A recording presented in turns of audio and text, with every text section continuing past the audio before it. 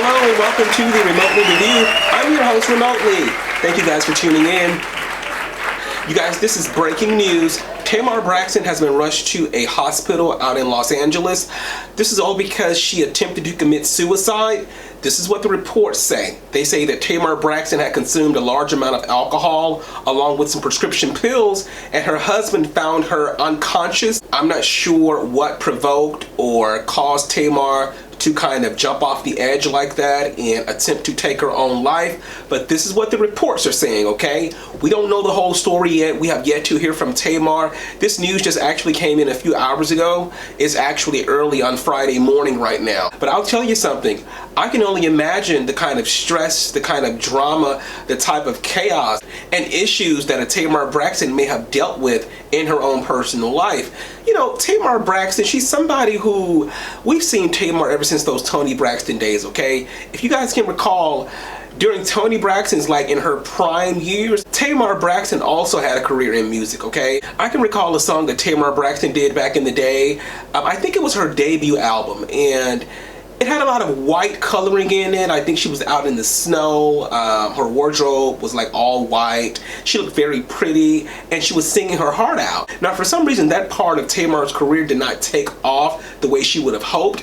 And so I think she faded into the background for quite some time. And then we got reintroduced to Tamar from that reality show, Braxton Family Values. Okay, Tamar Braxton, she's been in our households for a while. If you guys can recall, Tamar Braxton was the lead host over at The Real. Yep, I said lead because Tamar sat at the end of that table. Tamar sat at the end of that table like a Barbara Walters sat at the end of the table at The View. Remember that?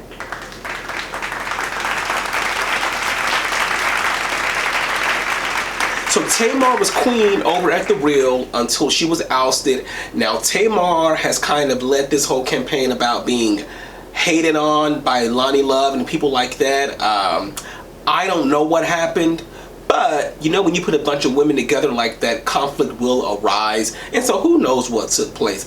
I hated to see that though. I wanted Tamar to win. I was rooting for Tamar Braxton. To have Tamar Braxton right there in your household. Tamar Braxton was not only in your household, she was in your household 5 days a week on network television. Okay? That was Tamar Braxton. Toni Braxton's little sister. Okay, she was on The Real, and I think that deal had been worked out by her ex-husband Vincent Herbert. Yeah, see, Vincent Herbert has a lot of pull out there in Hollywood, or he had a lot of pull.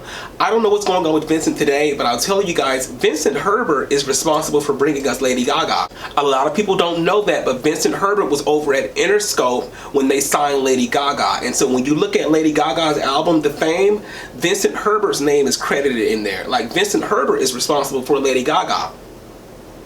They don't tell you that though. So this is Tamar Braxton's connection to the industry. If you don't want to give her credit for being Toni Braxton's little sister, you got to give her credit for being Vincent Herbert's husband, who ushered in Lady Gaga and who also befriended Tamar Braxton.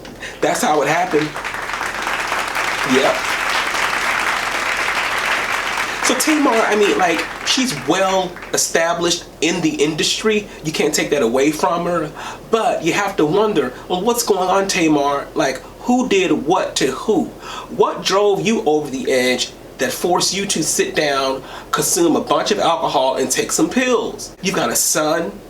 You know, like, her son is growing up and he looks just like Vincent, but he's growing up and he needs his mother. How dare you, Tamar?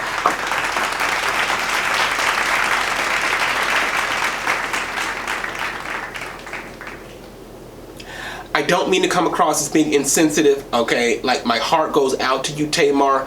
I understand that we go through challenges in our lives that sometimes seem unbearable. But you gotta muster up the strength to somehow overcome it and pull through, you know?